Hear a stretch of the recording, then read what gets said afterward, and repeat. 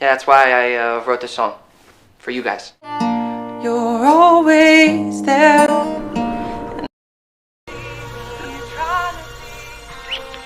Jason Brady, this is Sister Sophia, your new homeroom teacher. I'll see you in class. Good morning, class. Good morning. Yeah. Miss Croft! Jason, get to class. Do not let me catch you with that boy, ever. Come to my chambers after your last class and we'll have a word.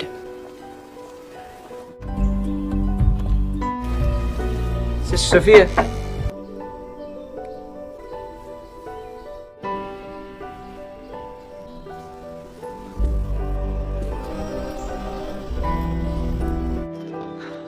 The movie begins with Jason, a teenage boy deeply passionate about music. He regularly films music videos and shares them on social media, dreaming of building a career in the music industry. Then the storyline showed a disturbing scene.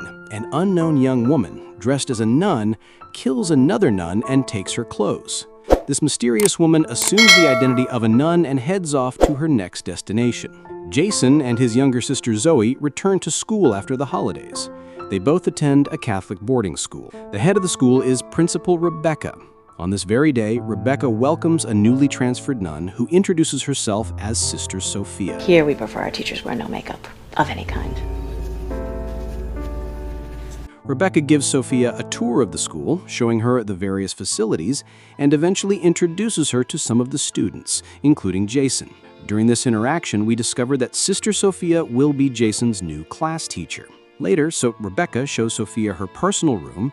Once alone, Sophia pulls out a laptop and begins watching Jason's music videos. As she stares at him on the screen, she starts kissing the laptop, clearly obsessed. This makes it obvious that Sophia already knew Jason before arriving at the school and had come there with a secret agenda. The next day in class, Sophia notices Jason chatting with a girl named Sarah.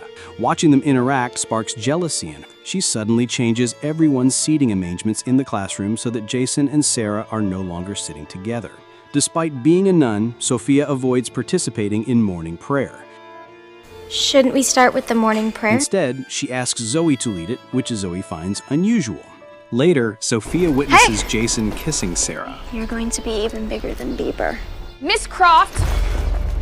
Seeing this sends her into another jealous rage. She approaches them and sternly warns Sarah to stay away from Jason. That day after class, Sophia invites Jason to her room under the pretense of discussing school matters. She deliberately leaves her door open and begins changing clothes, knowing Jason is approaching. Jason catches a glimpse of her while she's undressed. Sophia had planned this moment to seduce him. Though Jason walks away without saying anything, Sophia smiles. Her manipulation is working. The weekend arrives and families come to pick up the students. Sophia again sees Jason talking to Sarah and is visibly upset.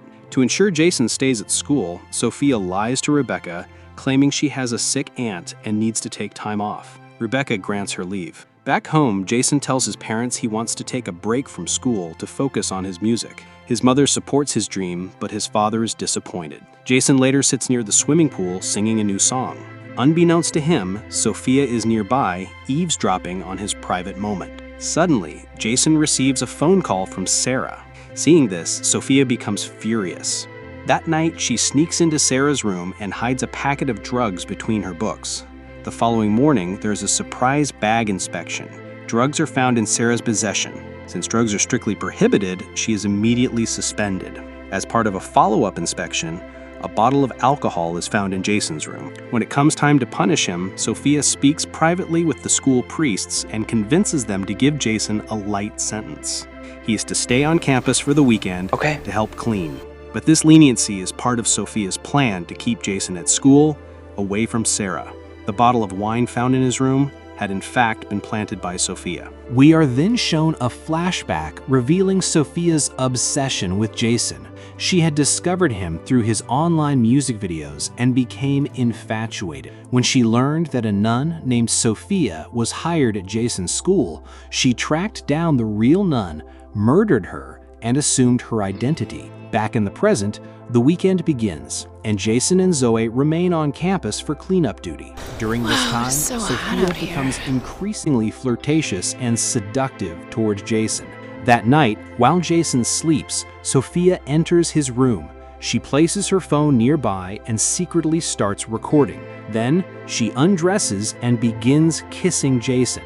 At first, Jason is shocked and hesitant. After all, she's a nun. But Sophia continues to seduce him, and eventually they become intimate. The next morning, Jason is shown feeling incredibly guilty for what happened. Alone in his room, Sophia sneaks in and starts sniffing Jason's clothes in a disturbing display of obsession. Zoe catches her in the act. Sophia harshly scolds Zoe and storms out. Later, Zoe shares what she saw with Jason. From that point, Sophia becomes spiteful toward Zoe. In class, she gives Zoe unusually low marks on a test, something Zoe, a top-performing student, finds extremely suspicious. During another test, Zoe notices a test paper oddly placed on top of Sophia's desk. As Sophia walks in, she accuses Zoe of cheating. It becomes clear that Sophia had planted the test paper to trap Zoe. Sophia brings Zoe to Principal Rebecca and accuses her of misconduct. However, Rebecca knows Zoe's academic history and refuses to suspend her. Meanwhile, Jason is still haunted by guilt. He goes to the church to confess, but inside the confessional, Sophia appears again and seduces him once more. Later, Sarah hosts a party at her house and invites Jason. Sophia, watching him from afar, follows him to the party. At the party, Sarah tries to kiss Jason, but as she leans in, Jason pulls away. His mind flashes back to Sophia. He abruptly leaves the party, carrying a bottle of alcohol. A police officer stops him outside, but Sophia intervenes and smooths things over. She then takes Jason to a hotel, where she tries again to seduce him, but this time, Jason refuses. He tells her what they're doing is wrong. Sophia confesses her love for him and says she has enough money for them to live happily together forever. But Jason is disturbed by her behavior and scolds her. He storms out. Later that night, Jason sits by the roadside, frustrated and broken. His father finds him and, after seeing Jason's dedication to music, finally agrees to let him take a break from school to pursue his dream. Jason is relieved and grateful. The weekend ends. Jason and Zoe prepare to return to school. Outside their home, Sophia waits in a car. She appears mentally unstable, overwhelmed by Jason's rejection. Zoe spots her and begins to suspect something is seriously wrong. She jots down Sophia's license plate number and investigates. Zoe learns that the car is registered under the real Sister Sophia's name, the one who was murdered. She begins to put the pieces together. Meanwhile, Jason enters his room and sees Sophia lying on the bed with pill bottles beside her. Panicking, he tries to wake her, thinking she's attempted suicide. But Sophia suddenly awakens and begins kissing him. She was only pretending. Jason, furious, says he's going to report her. But Sophia reminds him that doing so would expose their affair, ruining his reputation. Jason, torn, remains silent. Later, Jason gets a call from Zoe, who urges him to explain everything. Jason promises to tell her everything soon. During the next morning prayer, Principal Rebecca returns, this time with Sarah, who has been forgiven and reinstated. Rebecca notices that Sophia still doesn't know the school prayer, which raises more questions. Sophia again tells Jason to stay away from Sarah, but he ignores her. Enraged, Sophia plots again. That night, while Sarah is in the shower, Sophia sneaks in and violently kills her by smashing her head against the wall. She then places soap on the floor to make it look like an accident. The next day, Zoe finds Sarah's body and alerts the school. Police are called and everyone believes it was a tragic accident. But Jason and Zoe strongly suspect Sophia. Jason confronts Sophia, but she denies involvement. Instead, she blackmails him with the intimate video recording. Once again, the weekend arrives and students leave. Sophia tells Rebecca that her aunt has passed away and she needs to attend the funeral. Rebecca grants her permission. That evening, Jason is dining out with his family. Unexpectedly, Sophia joins them. Jason is uncomfortable and Zoe starts questioning Sophia, who struggles to answer basic things. Zoe grows even more suspicious. Wanting to send flowers to Sophia's aunt's funeral, Rebecca calls the hospital and discovers that Sophia has been lying.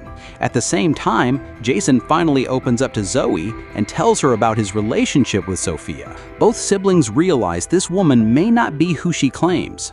Jason remembers a laptop in Sophia's room and decides to investigate. They sneak into her room and find 2 laptops.